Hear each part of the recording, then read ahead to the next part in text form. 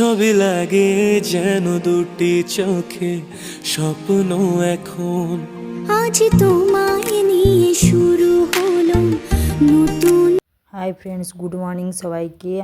আমার নতুন চ্যানেল রঞ্জনা অফিসিয়ালে সবাইকে আরও একটি ব্লগ দেখার জন্য অনুরোধ করছি। কেউ স্কিপ করো না, আমার ব্লগটি কন্টিনিউ দেখতে থাকো। সকাল সকাল আমি করে নিয়েছি আলু ভাজা আর পরোটা। তোমাদের দাদাভাই ডিউটিতে যাবে, তাড়াহুড়োর জন্য পরোটাটা দেখাতে পারেনি। ঠিক আছে, এই দুদিনের দুধ বেঁচেছিল, সেই দুধ দিয়ে আমি বানাবো পনির। তাই দুধটাকে ভালো করে ফুটিয়ে নিচ্ছি। এরপর দুধ পড়াতে পড়াতে রাতের যে যত সব বাসন ছিল সেগুলোকে আমি ধুয়ে নেব একটা একটা করে। ওদিকে আমার ছেলে খেলা করছে, ও খেলা করতে করতে আমাকে সব কাজ করে নিতে হবে, না হলে একটা কাজও করতে দেয় না।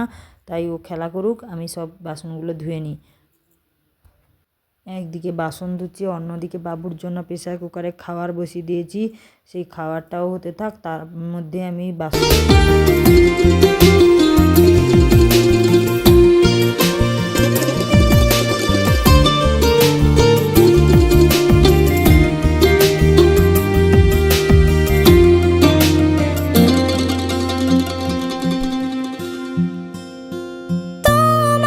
সাথে পথে হারাতে করবে না আজ কেউ মানা।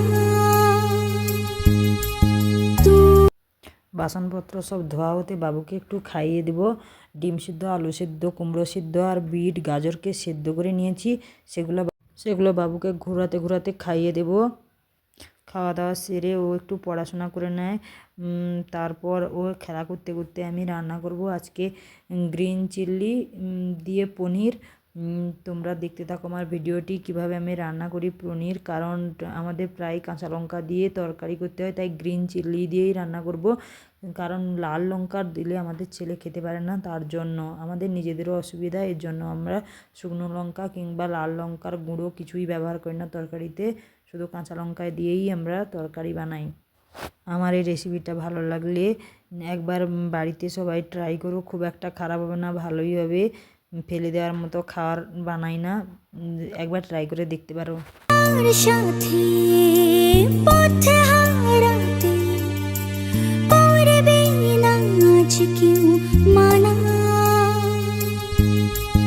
তুমি আছো সাথে আমার, হোক না সে পথ জানা। ও তোমার সাথে পথ হারাতে করবে না আজ কেউ মানা। তুমি আছো সাথে আমার, হোক না সে পথ অজানা। তোমারই ডাকেতে কাছে আজ সাথে, তোমারই ডাকেতে কাছে আজ সাথে, কত সুখের ছবি আঁকে মন, হলো ধন্য জীবন। হলো ধন্য জীবন। আজ তোমায় নিয়ে শুরু হলো নতুন জীবন, সবই লাগে। এদিকে আমার রান্না প্রায় কমপ্লিট হয়ে গেছে। ওদিকে তোমাদের দাদাভাই চলে এসেছে ডিউটি থেকে, ওকে আমাদের বাবুকে নিয়ে যাবে চুল কাটতে। ওর চুলগুলা খুব বড় হয়ে গেছে মাথায়, তাই ওর চুল কাটতে নিয়ে যাচ্ছে। ও টাটা করে দিচ্ছে। ওর বাবার সঙ্গে গেলে একদমই কান্নাকাটি করে না, আর অন্য কারোর সঙ্গে গেলেই শুধু কান্নাকাটি করে। ওর বাবাকে দেখলেই সব কিছু ভুলে যায়, আমার কথাও ভুলে যায় ওর বাবাকে পেলে। এর জন্য সুন্দর চলে যাচ্ছে আর আমাকে দেখছে উপর থেকে আমি টাটা করছি কি না, একবার নিজেও টাটা করে দিল। তারপর ওরা চলে যেতে আমি এখন ব্ল্যাঙ্কেট আর জামা কাপড়গুলো রোদে শুকোতে দিয়েছি, সেগুলো তুলে নিয়ে চলে আসবো। আমাদের দুপুরের খাবার ছিল আলু ভাজা, ভেন্ডি ভাজা, ডিমের ঝোল আর চিলি পনির।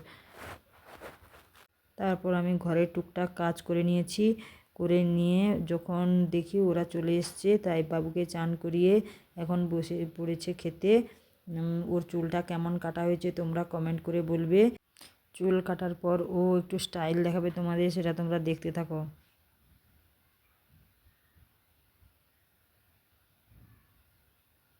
আমার ভিডিওটি ভালো লেগে থাকলে like, comment, share and subscribe করে দিও। টাটা।